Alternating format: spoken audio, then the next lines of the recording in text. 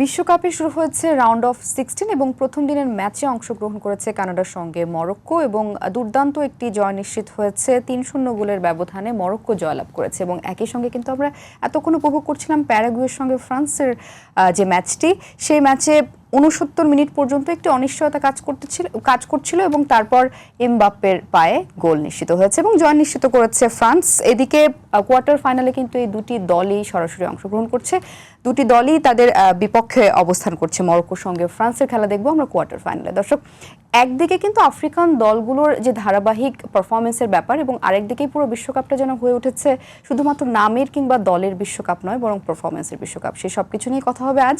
Welcome to the box. Maha রয়েছে সঙ্গে এবং এই মুহূর্তে লাইভ রয়েছে সময় টিভির পর্দায়। আমার সঙ্গে রয়েছেন আমার আজকের অতিথি Sudipta Ahmed Anand, senior sports journalist. Welcome, good morning.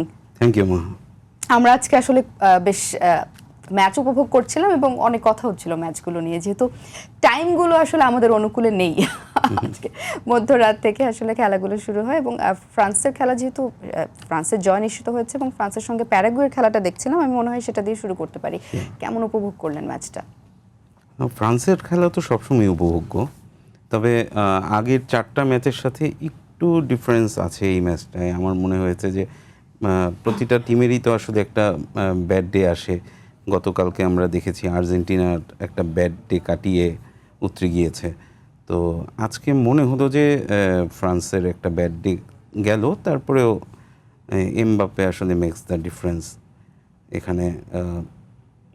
Unbelievable আসলে এই প্লেয়ারটা নিয়ে বলতে গেলে তো আসলে কথা শেষ করা যায় না। এমবাপ্পে নিয়ে আসলে অনেক কথা বলতে চাই আজকে, যেটা ফ্রান্সের খেলা ছিল এবং তারা যদিও জয় নিশ্চিত করেছে, আমার কাছে মনে হয়েছে যে আজকে প্যারাগুয়ে ফ্রান্স খুব একটা জমে উঠছিল না খেলাটা, কেন যেন মানে হয়েও হচ্ছিল না এরকম একটা অবস্থা আমার কাছে মনে হচ্ছে শুরু থেকে। আসলে আপনার কি অবজারভেশন?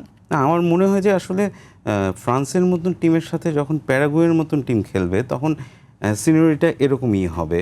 কারণ আপনি দেখেন যে ওরা কিন্তু শুরুই করেছে 5 ব্যাক নিয়ে, এটা আনইউজুয়াল। নর্মালি 4 ব্যাক নিয়ে খেলে, কিন্তু যখন ফ্রান্সের মতন একটা টিম যারা হচ্ছে 4 জন ফরওয়ার্ড নিয়ে খেলছে, তাদের সাথে প্যারাগুয়ে কী করবে? তারা হচ্ছে বাস পার্কিং ডিফেন্স করবে, এইটাই কিন্তু করছিল। কিন্তু ছোট টিমগুলোর হয় কি, বড় টিমগুলোর সাথে খেলতে গেলে ম্যাচের একটা সময় গিয়ে ভুলটা হয়।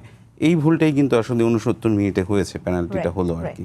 এবং পেনাল্টি পাওয়ার পরে সেটা কনভার্ট করেছে এমবাপ্পের লাস্ট এই পেনাল্টির আগে আরও 5টা পেনাল্টি ক্লাব নিয়ে, ইন্টারন্যাশনাল ম্যাচ নিয়ে 5টা পেনাল্টি কিন্তু সাকসেসফুলি কনভার্ট করেছে। সো ওর জন্য খুব ইজি ছিল।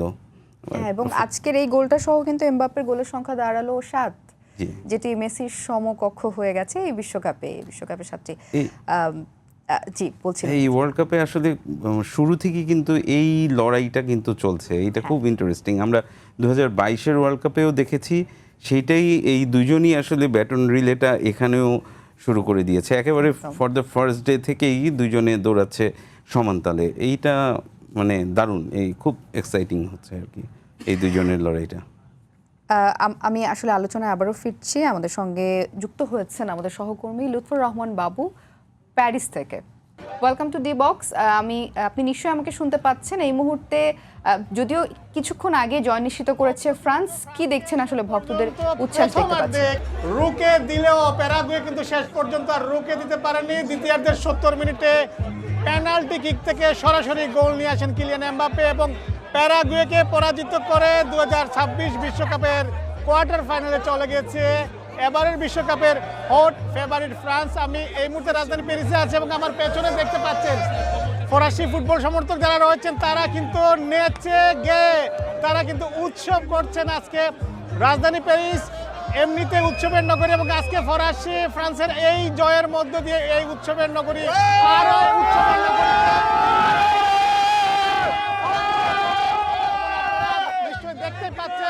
আপনারা দেখতেই পাচ্ছেন যে উৎসব আসলে কোন মাত্রায় গিয়ে পৌঁছেছে। এখানে দেখতেই পাচ্ছেন যে তারা কতটা উৎসব করছেন এবং ফ্রান্সের আজকের এই জয়কে তারা উপভোগ করছেন। গান হচ্ছে, তারা নাচছেন এবং তারা নাচছেন এবং এই উৎসব দর্শক যারা রয়েছেন তারা কিন্তু প্রত্যাশা করেছেন যে এবারের বিশ্বকাপ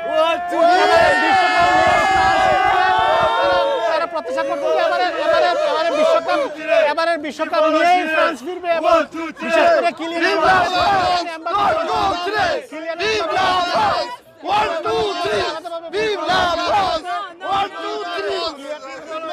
কিলিয়ান এমবাপ্পে, ওসমান দেমবেলে, অলি সহ ফ্রান্সের যে ফরওয়ার্ড রয়েছে যে কোনো দলের রক্ষণভাগকে ভেঙে গুড়িয়ে দিতে পারেন এটা তারা আসলে প্রত্যাশা করছে এবং এবং